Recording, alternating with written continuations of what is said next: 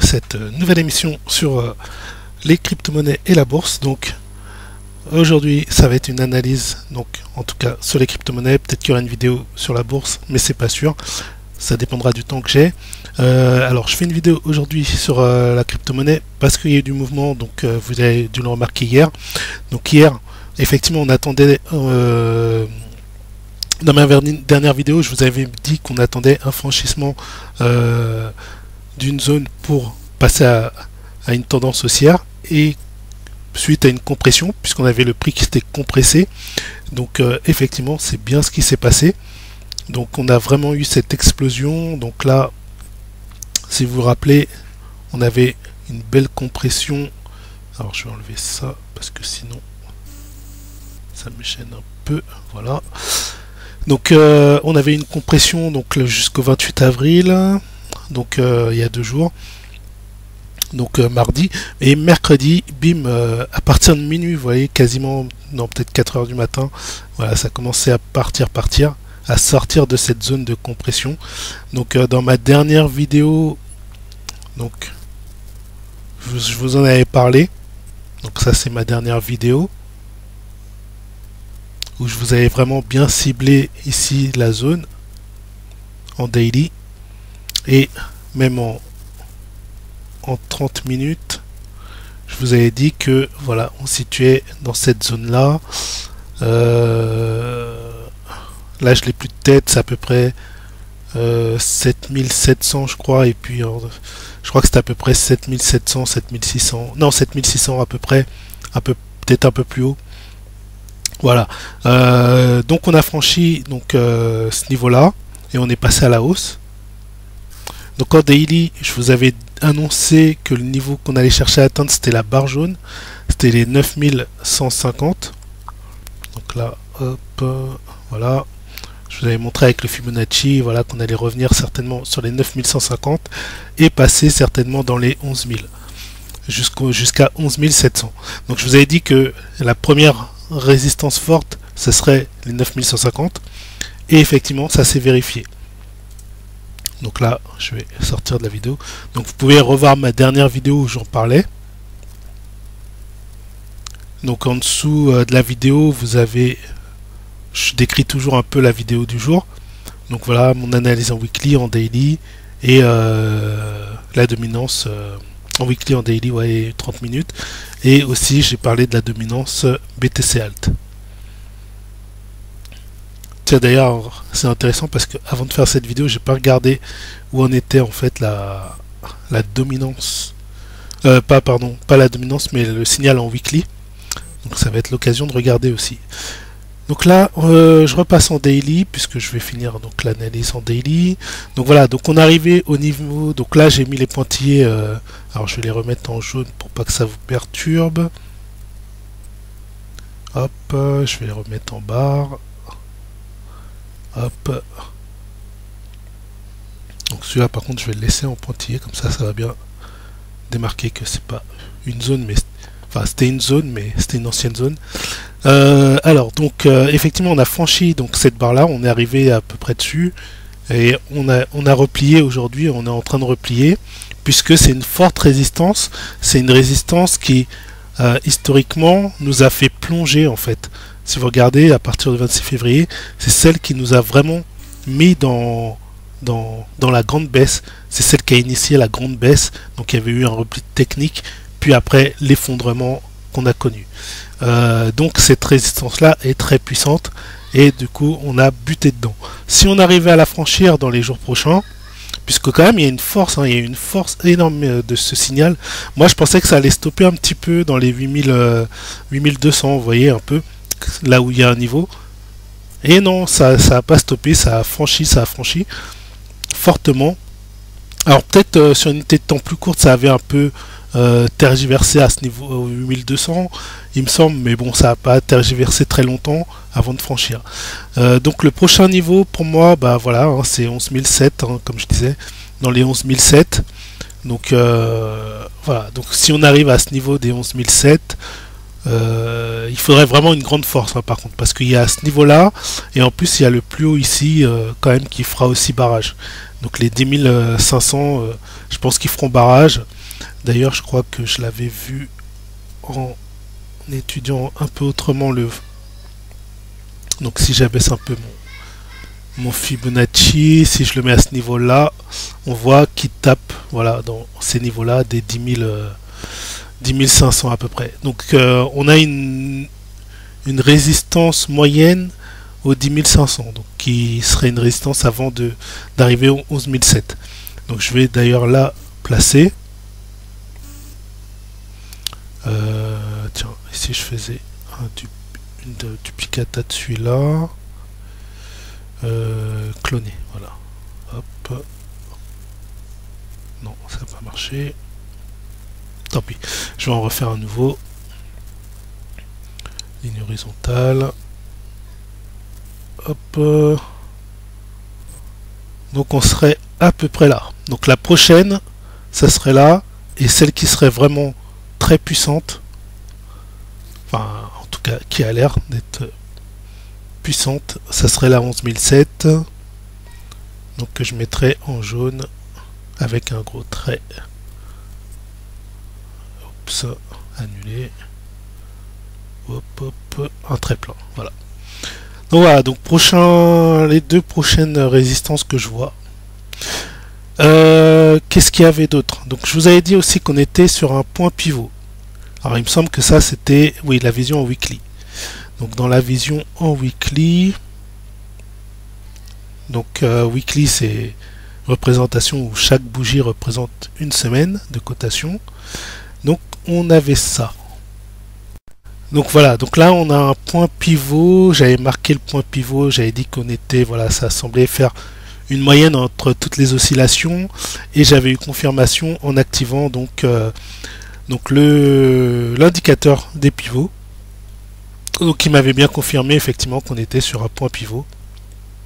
Donc si je retire ma barre jaune, on va voir que ah oui, voilà, si, hop, voilà, donc si je retire ma barre jaune, on voit qu'on est bien sur un point pivot, qu'on était bien sur un point pivot avant de monter.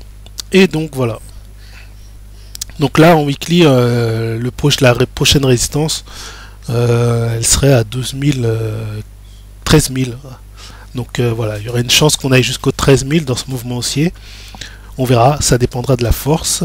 Mais avant, on a quand même les 10 500 et les 11 700 à passer.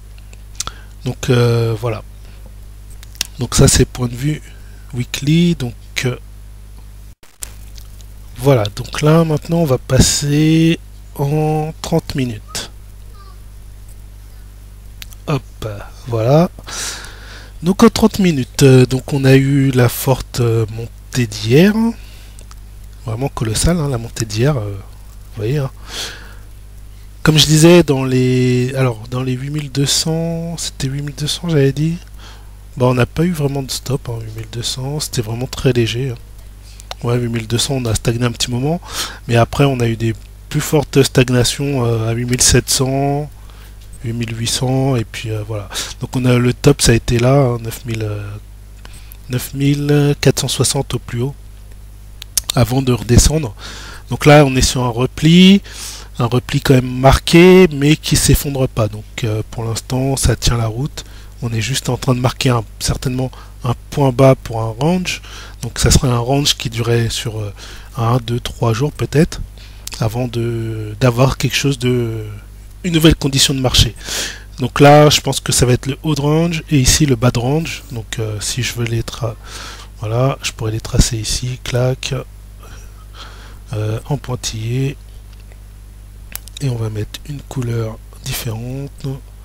On va mettre du turquoise. Non, bien que je n'aime pas trop parce que ça conf. En violet. Et hop, l'autre, je la mettrai là. Voilà. Donc voilà, moi ce que je verrais, c'est ça. Donc si on ne descend pas en dessous, on aurait donc notre bas de range. Donc qui va osciller là, comme ça, avant de prendre une direction à la baisse ou à la hausse. Pour l'instant, voilà, on vient de stopper d'un grand mouvement haussier, on vient de faire une pause d'un grand mouvement haussier. Donc pour l'instant, je donne pas de, voilà, c'est pas comme la dernière fois où je disais suite à la compression, effectivement, comme on était en zone haute et que le RSI nous donnait quand même la plus de probabilité qu'on franchisse. Donc vous vous rappelez hein, le RSI dont je vous avais parlé dans la dernière vidéo. Je vous avais dit voilà, s'il y a un franchissement ici, on partait vers la zone de surachat, et le franchissement était un point clé pour acheter. Donc c'est pour ça que je vous avais dit de placer qu'on pouvait placer un ordre à l'avance pour le cas où on serait pas prêt au bon moment, puisque en plus ça s'est déclenché à 4 heures du matin. Donc même en se réveillant le matin, c'était un peu compliqué. Voilà, au pire vous réveillez à 9 heures en moyenne, on va dire. Vous avez quand même loupé le petit mouvement. Après, on ne sait pas si ça va continuer à monter. On est dans l'incertitude à ce moment-là, puisqu'on a loupé le top départ. Et bon, après, il y a eu beaucoup de mouvements. Même moi, en fait, pour tout vous dire, j'avais placé. Moi, j'étais à l'achat. J'étais à l'achat avec du levier sur Kraken. Et en fait, malencontreusement, j'avais déjà placé un ordre. Je crois que c'était à 8100 et quelques. J'avais placé un ordre de stop. Ouais, 8165, quelque chose comme ça. J'avais placé un ordre stop à ce niveau-là, en prévision à l'époque, mais je voulais... En fait, j'avais oublié que j'avais placé cet ordre-là.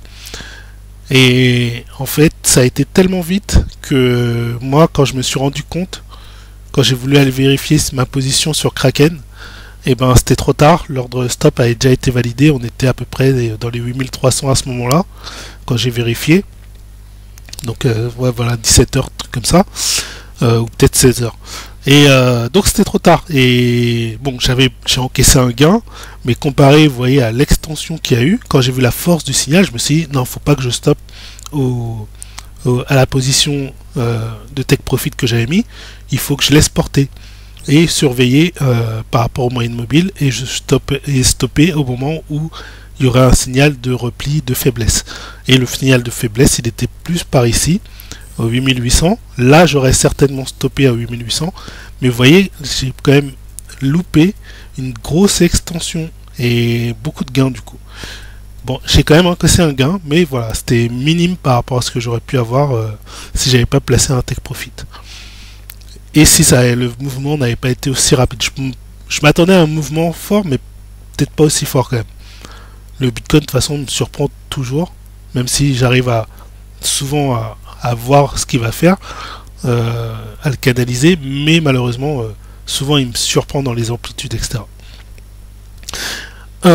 Donc là on n'est pas dans cette même situation où on avait vraiment donc quelque chose qui était parlant, voilà, une forte probabilité grâce au RSI. Là on est dans une zone, on est dans la zone, vous voyez cette zone là entre 60 et 40, c'est une zone de non-décision en fait, c'est un couloir, c'est une zone morte. Donc dans cette zone, on ne peut pas prendre de décision réelle.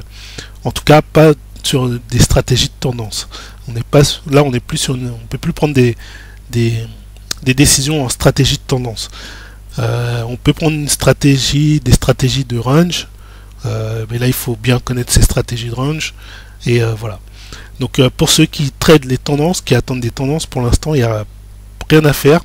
On est sur pause. Voilà ce que je voulais dire. Voilà pour le BTC USDT et ou USD. Maintenant, donc, on est en attente d'un signal pour dire qu'on va reprendre un mouvement haussier qui nous mènerait donc, comme je le disais en daily, qui nous mènerait donc à 10 500 dans un premier temps. Ok, donc maintenant je vais passer à l'alternance, à la dominance Bitcoin, du Bitcoin face aux altcoins. Donc là, hier, moi j'ai stoppé donc je vous avais dit que j'étais pour moi, en fait, on était dans le démarrage d'alt season, mais qui n'a pas eu confirmation. Donc il était assez léger, je l'avais dit dans la dernière vidéo, c'était assez léger, et Donc là, j'avais dit, tant que j'avais pas un signal, tant que j'avais pas un croisement de la moyenne mobile qui me disait que ça y est, c'est fini, on n'est plus dans un départ d'alt saison, et ben je resterai en position avec mes altcoins. Donc sur le portefeuille que j'ai dédié à ça, bien sûr. Parce qu'il y a d'autres portefeuilles où je suis full BTC et je fais que naviguer entre BTC et USD, et il y a des portefeuilles où je navigue entre BTC, USD et altcoin. Voilà, donc ça dépend du portefeuille.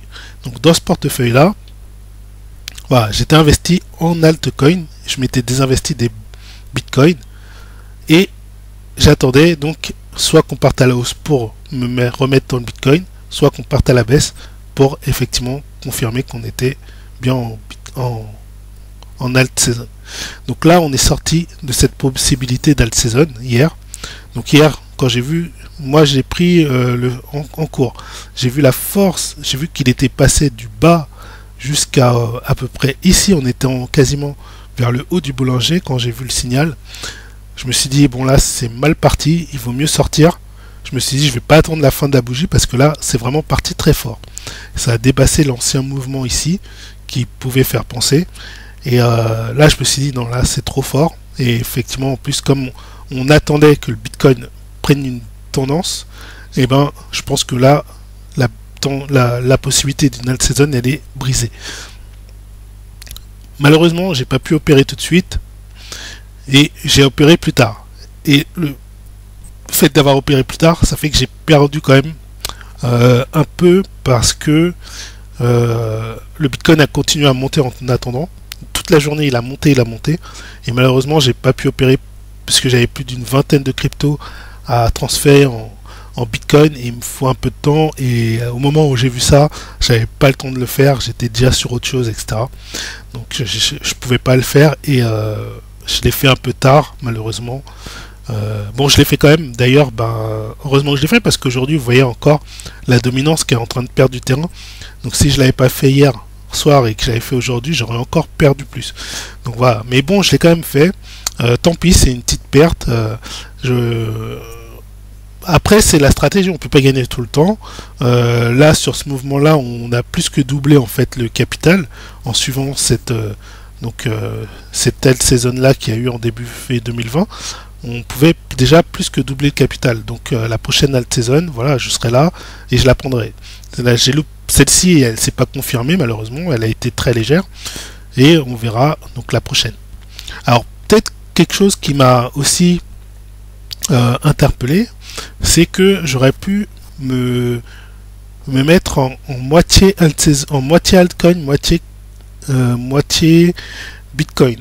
Tant que j'ai Parce que en fait, depuis, j'avais remarqué déjà, je l'ai dit dans la dernière vidéo, qu'on était dans une période un peu d'indécision sur l'altcoin, ça stagnait un peu, et durant cette période de stagnation, on voit qu'on a décollé du boulanger et qu'on s'est stabilisé, j'aurais pu manager de façon à ce que j'ai moitié altcoin, moitié Bitcoin. Et c'est une réflexion que je me fais aujourd'hui. Donc effectivement, face aux situations qu'on traverse, on peut après s'améliorer, améliorer une technique, et c'est peut-être ce que je ferai la prochaine fois. Peut-être que la prochaine fois, je prendrai en compte cette possibilité, voilà, d'alléger mon investissement en altcoin et de vraiment le mixer avec le Bitcoin pour ne pas être trop perdant dans le cas où, comme ici, la dominance du Bitcoin part à la hausse. Voilà, donc c'est une piste de réflexion que je me fais. En tout cas, voilà, moi je suis désengagé. Et vraiment là il faut être désengagé des altcoins, il n'y a plus rien à faire, c'est le Bitcoin là qui domine, donc il faut être dans le Bitcoin tant qu'on a un signal favorable sur le Bitcoin. Tant qu'on refranchit le signal qui ferait penser que le Bitcoin s'affaiblit, c'est qu'il revienne franchir la moyenne mobile 20, le milieu là, le milieu du boulanger là, qui correspond à la moyenne mobile 20 en fait, 20 périodes en daily. Donc s'il revenait franchir cette droite verte là, et ben là on pourrait penser à un affaiblissement. Ça veut pas dire qu'on rentre dans un moment où il faut vraiment investir en altcoin, mais déjà on guette un affaiblissement du Bitcoin face au altcoin. Donc on peut commencer à regarder l'altcoin et investir un petit peu dedans, mais sans être trop dedans, tant qu'on n'a pas le signal d'un départ d'alt season possible. Voilà, donc merci de m'avoir écouté. Bon, bah, je ferai peut-être une vidéo sur la bourse, je verrai si j'ai le temps. En ce moment, j'ai beaucoup de choses en tête. Je suis en train de voir puisque j'ai des stratégies. En fait, j'ai des stratégies automatisées. J'ai créé des stratégies sur TradingView. Maintenant, je suis en train de voir comment les faire automatiser sur un exchange. Comment je pourrais les automatiser. Et ça a l'air très technique. C'est vraiment des trucs d'informaticien.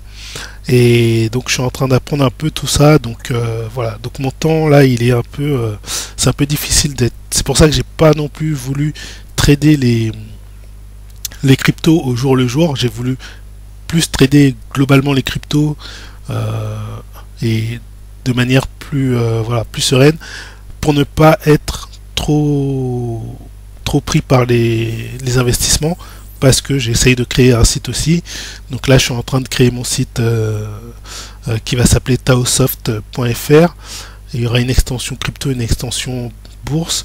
Voilà, donc je suis sur plusieurs projets. C'est compliqué d'avoir le temps après d'être à fond dans l'investissement, puisque j'investis aussi dans la bourse, l'or, le pétrole, etc.